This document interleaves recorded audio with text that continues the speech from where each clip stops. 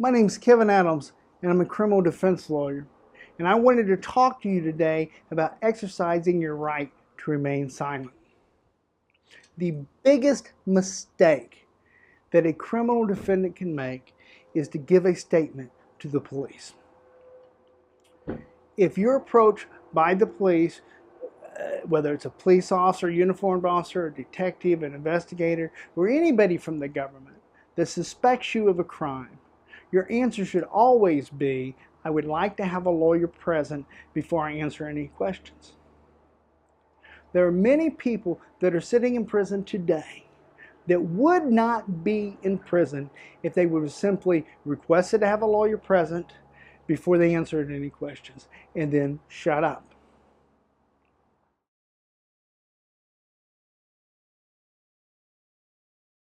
One of the things that you need to understand about the criminal justice system, that even if you gave a statement to the police, and even if it was a wonderful statement, like if my client gives a statement to the police and it's the best statement that I've ever had a client give, and if I know that at trial, if I could just get the jury to hear my client's statement, that they will find my client not guilty and my client will get to go home.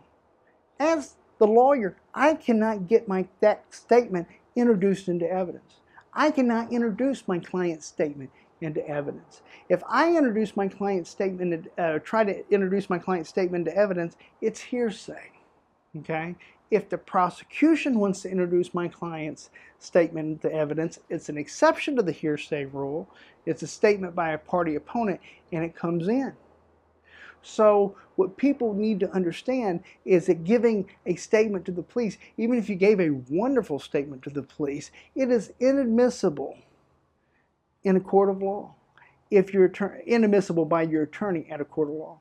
And it can only be introduced in a court of law by the prosecution. So if it's a bad statement, it will hurt you. If it's a good statement, it will not help you. It doesn't make any sense for a defendant to give a statement to the police.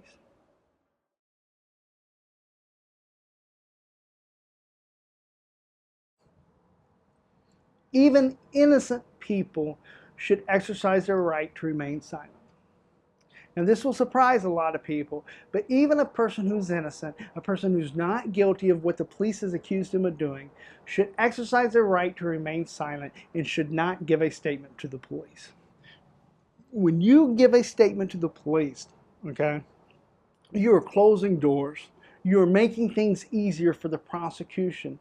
You're making it easier for the state of Oklahoma, or whatever state you live in, to find you guilty and to take away your liberty and to send you to prison. Oftentimes, when people are suspected of the crime, police officers will ask them to give explanations for things. Well, how could this have happened? And the person will many times search around for explanations that they don't really know what happened. They're just trying to help find out what happened. Okay. Oftentimes, when people are being questioned by the police will ask them for explanations. And oftentimes, in trying to figure out what happened, the people will give these explanations for things that they don't know.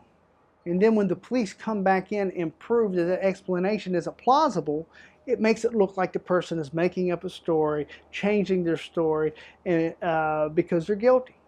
Let me give you an example. Let's say that somebody is suspected of injuring their child.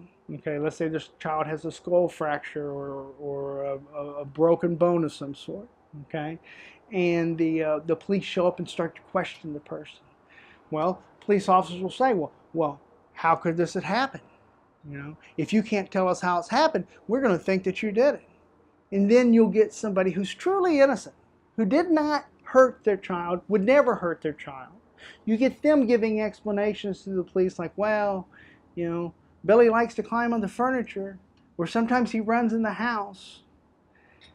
And then you'll have, at a trial, a prosecutor will bring in a doctor, and they'll ask him, doctor, could this have happened because Billy was climbing on the furniture? The doctor will say no. Could this have happened because Billy was running in the house? And the doctor will say no. And then the implication is the defendant changed the story, that the defendant hurt his child and made up stories to try to explain it, but that the stories don't hold water. when the reality is that the defendant was just trying to help find an explanation because he didn't want the police to believe that he had done this to his child.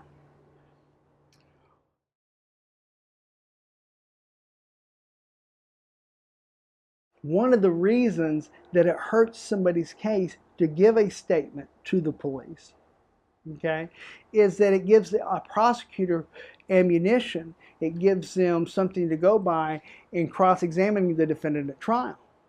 Okay, if your case ends up at a trial, a defendant's case ends up at a trial, and the attorney representing the defendant will have an opportunity to prepare the defendant to help them get them ready for testimony, to explain things in a way that the jury can understand.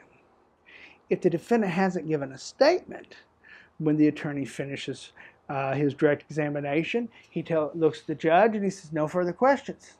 The judge will turn to the prosecutor and say, "Cross-examination."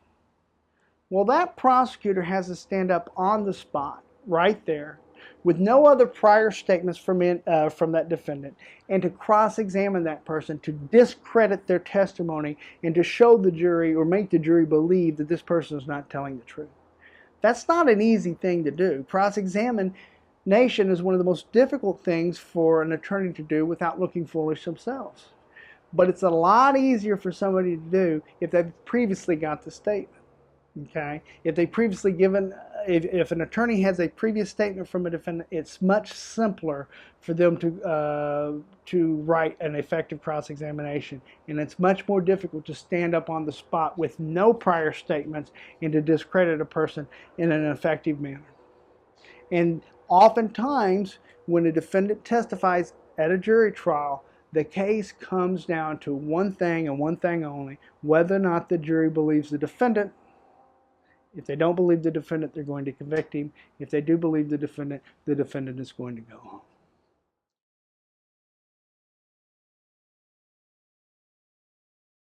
Another reason that a person hurts themselves when they give a statement to the police is that they give an opportunity for the police officer to interject their opinion into the interview. Now, that officer knows that this interview is going to be played to the jury at some point if this case ends up at a trial. So what police officers will do is they'll interject their opinions into the interview because they know that eventually the jury is going to hear this. Now, in a live testimony setting, a police officer would never be allowed to interject their opinion into a trial. But they do it in the interviews all the time. Now, your attorney can argue to the judge that the interview should be redacted and that section, the officer's section, should be removed, but sometimes the judge will do that and some judges won't do it. So it creates a problem that your attorney has to combat the opinions of the police officer that the police officer put into the interviews. Okay, and that can be very harmful for a case. You know, you can have an officer saying things such as, "I've been practicing law enforcement for 30 years, and there's no doubt in my mind that you did this. I just want to know why you did it." Or, "Look, I've talked to that girl, and I believe her, and we believe what she's got to say," or the doctors say that they believe what she's got to say, or you know, officers will say all kinds of things in there to get people in an attempt to get people to confess, but at the same time they're also putting statements in there that they know that may be eventually played to the jury. And this can be very harmful. And by a defendant giving a statement to the police, they give that police officer an opportunity to sabotage that person at a jury trial and to introduce evidence that would otherwise never come in.